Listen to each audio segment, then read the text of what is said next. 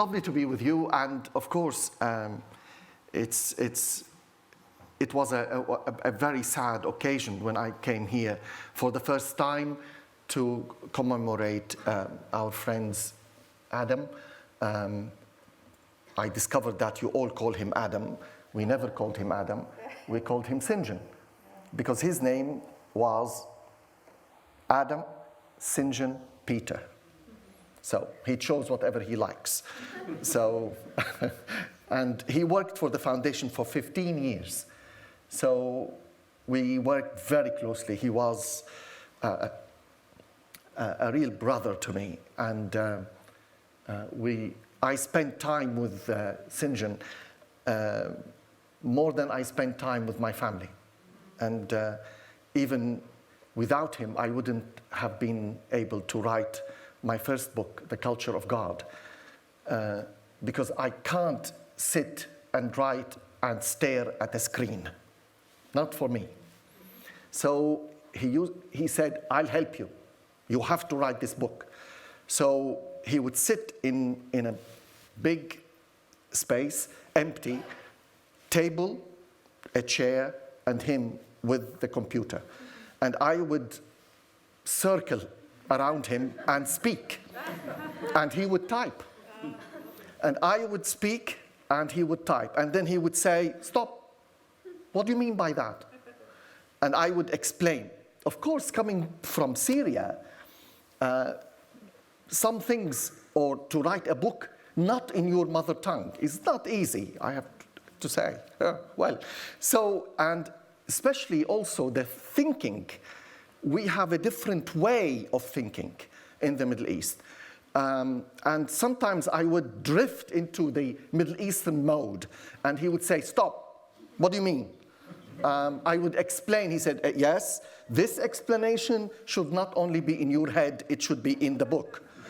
So I have a lot to thank our beloved St. John for his challenge, he was vibrant. He read a lot. He was an encyclopedia of military history. It's incredible. So, and also he introduced me, more importantly, when I came to this country, to the English humor. Because he had what other people called it a sardonic kind of dark kind of humor. So, and we have a different kind of humor in the Middle East.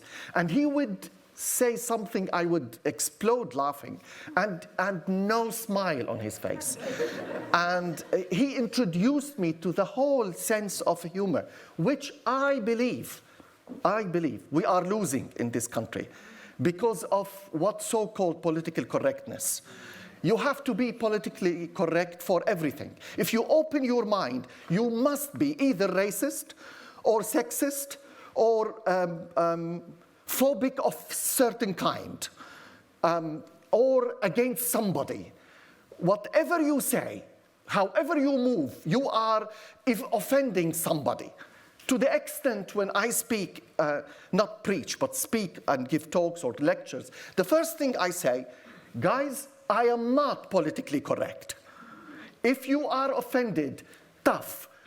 So when I finish my talk or my lecture, please let me know how I offended you so that we can talk.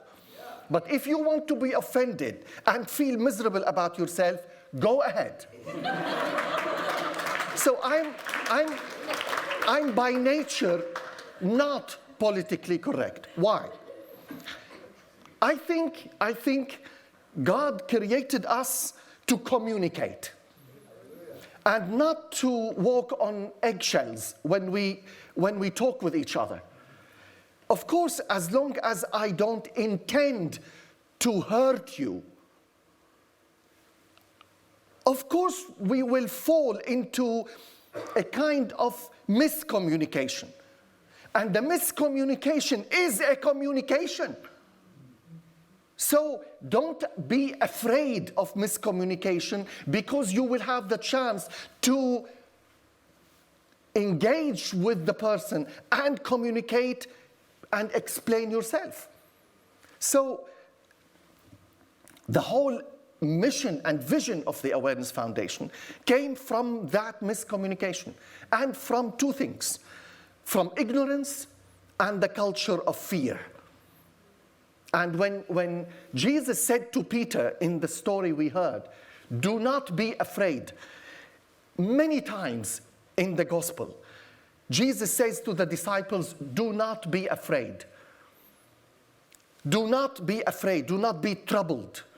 Because we tend to get troubled very quickly and easily these days. And we've always done that.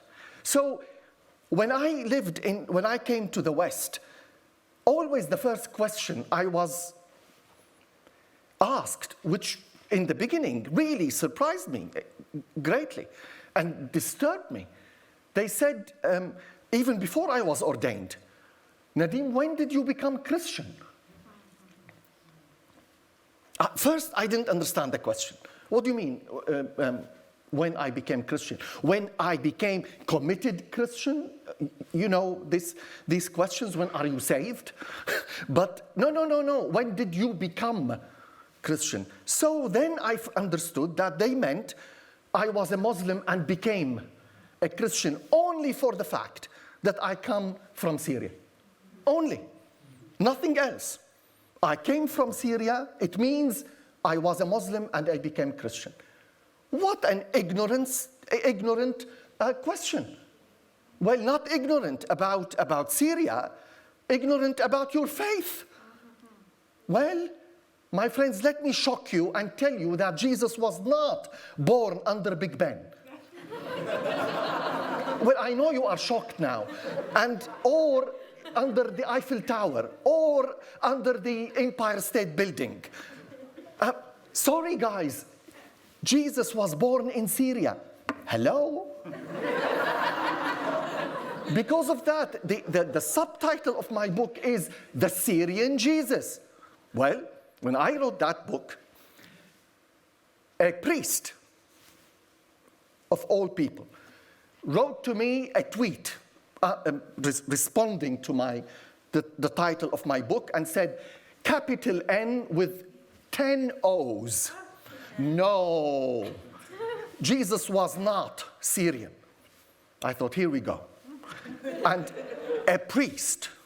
So I said to him, I wrote a very short tweet, and I said, please read Luke 2:2. Anybody knows, don't look. Anybody remembers Luke 2:2? When Quirinius was the governor of Syria, every single day, every single year, every single Christmas, we read this, but nobody notices. Why would an educated writer like Luke write when Quirinius was the governor of Syria if that was not significant? Why? He could have said when somebody else was the Caesar in Rome. Why would not mention the Caesar of Rome? Why would he mention the governor of Syria when Jesus was born? And he disappeared on Twitter for about a week. And then he went to the private messages, and he private messaged me and said, I am so ignorant. I'm so sorry. I apologize for my ignorance. Yes, Jesus was Syrian. I said, thank you very much. That's enough for me. I'm not fighting for that because I am Syrian or I come from Syria. But to correct that, yes, it is very important to apply our faith to our own culture. But before that, we need to understand the culture of the scriptures. We can't jump over that and take the text and assume that we understand it and apply it in our lives. Guys, it doesn't work always. It doesn't. I have challenged many churches. if you could understand the encounter of Christ with the Syrophoenician woman unless you understand the culture of Syria. The culture. I'm not going into that now. But I'm leaving you with this challenge. When Jesus came and met Peter and met the crowd, he was aware of their culture. He loved his culture. He knew his culture. He communicated with the people knowing what kind of culture they live, how they tick, how he would touch their hearts. It was not something haphazard that his teachings just said it. No. His teachings were so local, that they must have been universal. Do you understand what I mean? His teachings came from the absolute roots of his culture to the extent that every culture now tries to identify with that. So, and this is how the Awareness Foundation came about, to build those bridges between East and West and defeat ignorance and defeat fear, the culture of fear. And we still do that in the zones of war, because I lived in Lebanon in the 80s, in the height of the civil war in Lebanon. And when I graduated in 1988, and I prayed to God to thank him for the years in Lebanon, my question after I thanked him was not, what do you want from me? My question was, why did you keep me alive? I was not supposed to leave. I'm not supposed to stand in front of you today. I faced real death more than 5-6 times.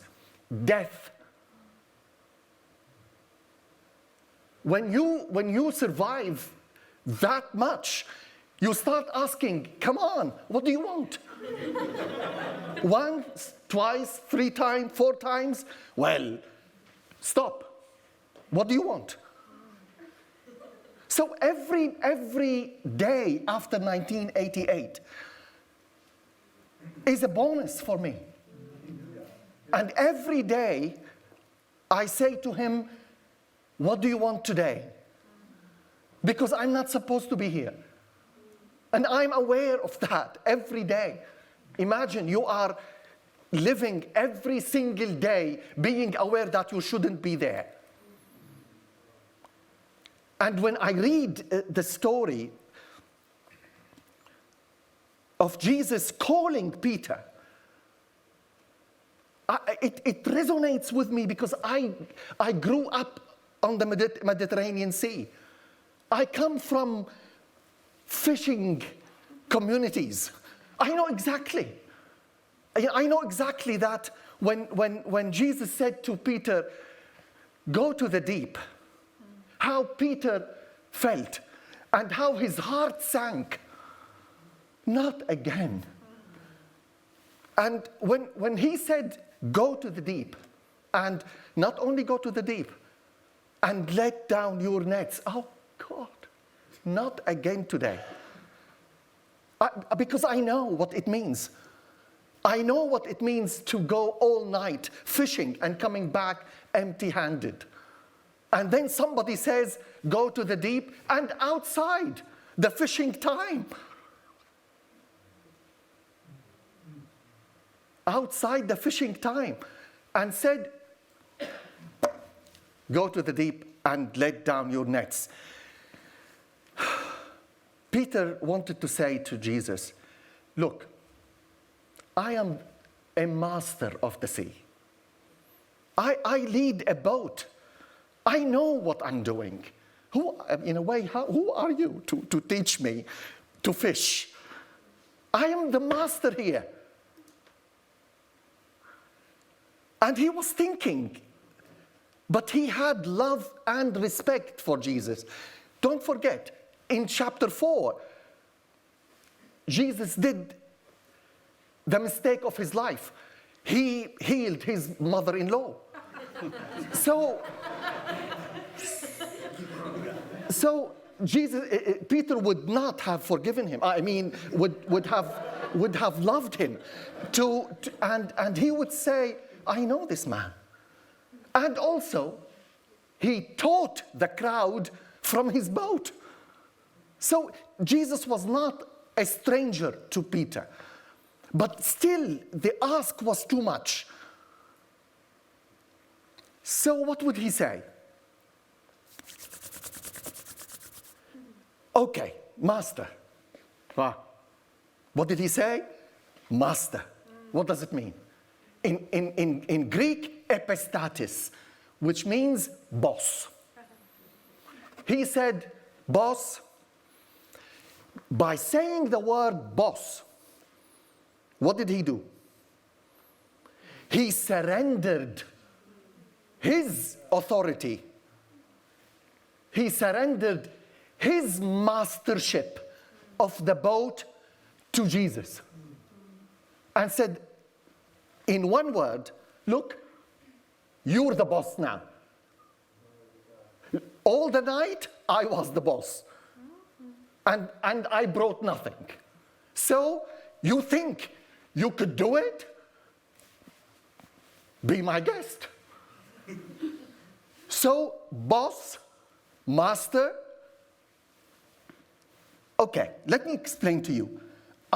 We worked hard all night. I'm sure during the teaching of Jesus, he dozed a bit, Peter, because he was exhausted. But, in Arabic, the translation is more dynamic. Not because you said so.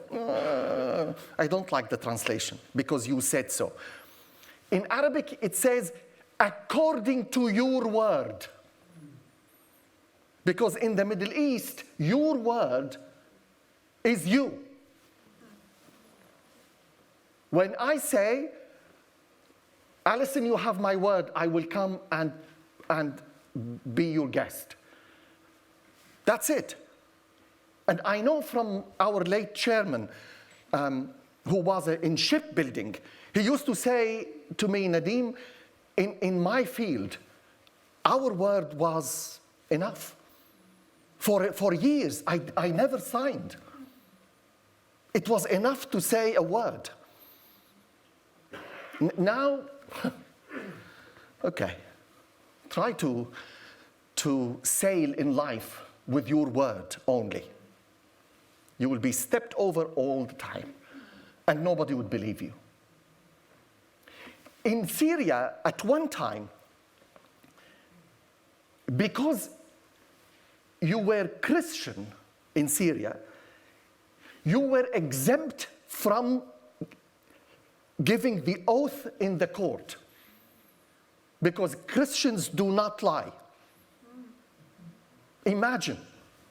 My father was a detective and was in the national security.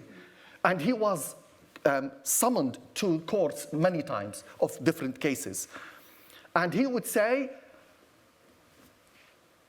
my name is Revd Nassar, and I'm Christian, and I will say the truth. That's it. No oath, never put his hand on the Bible. That was the word. So he said, according to your word, I will do that. Outside the fishing time, and he obeyed. Not only, okay, boss, I surrender my authority to you, and we'll go like a turn in the sea and come back, just for you, for your sake. No, he obeyed.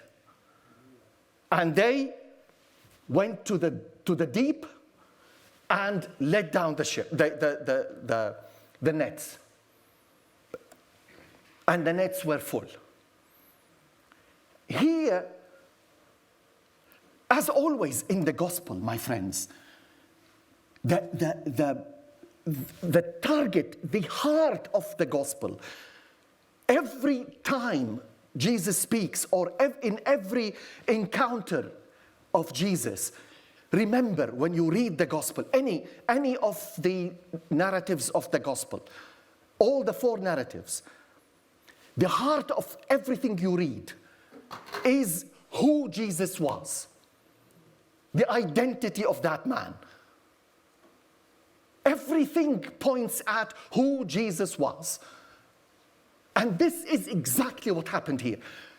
What did Peter say to Jesus? Go away from my boat because I am sinful. Excuse me? Sinful? When do we recognize our sinfulness? In front of who? Louder. God. God. Only. Remember when Jesus healed the paralyzed man? But before he healed him, what did he say to him? Your sins are forgiven. And the religious people, the religious leaders, they were furious with him. What did they say? Who forgives sins? Only God forgives sins. And we acknowledge our sinfulness only in the presence of God. And Jesus was the presence of God in the boat of Peter. Whoa! So Peter said, I am sinful because I am in the presence of God. And I can't bear that. But after the resurrection, not only we bear that, we embrace the resurrection because we are sinners. We don't say anymore to Jesus, go away from my life because I am a sinner. I say, come to my life because I am a sinner. That was only possible because of the cross and the resurrection. Before that, we would have been all like Peter. We would say, go away. I am a sinner. I can't even look at you. You are the presence of God. But after the love of God was manifested fully, when the culture of the Trinity revealed itself in the life of Jesus Christ, we fall on our knees to invite Jesus in our lives. And we say, Master, we surrender our authority to him. We still say, Master, you have it. As a person, as a man, as a woman, I have tried all night and I failed. And we do fail. Now, according to your word, you are the boss. It doesn't mean that then suddenly, out of the blue, our lives would be fantastic and wonderful and we are, everything is beautiful. No. What does it mean? What does it mean?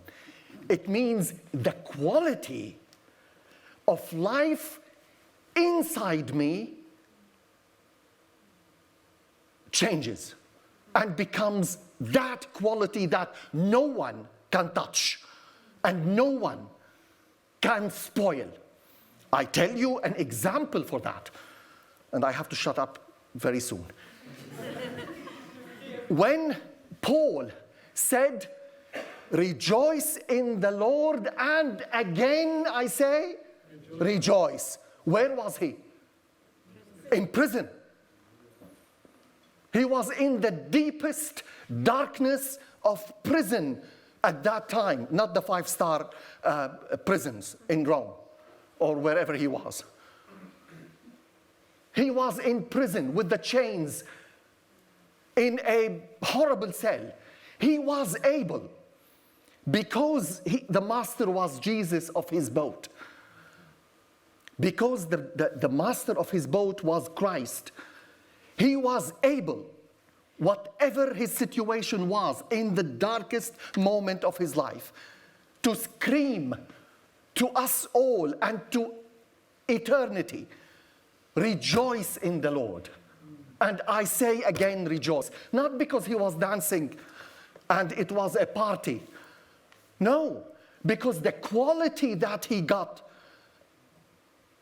the presence of God in him, the presence of the boss in his life, created that joy that no one, not even the darkest prison in the world, could touch it. Are we able to say that today? Are we able as Christians to stand up and say what we think and stand up to anything wrong? Because we are the children of that master. And we have invited that master to be the boss of our ship, the captain of our ships. That no one, no time, no circumstances, nothing can take that joy out of us, because we have sailed to the deep. And this is the quality that Jesus Christ gives, nothing less. That quality of the triune God himself, that quality of love.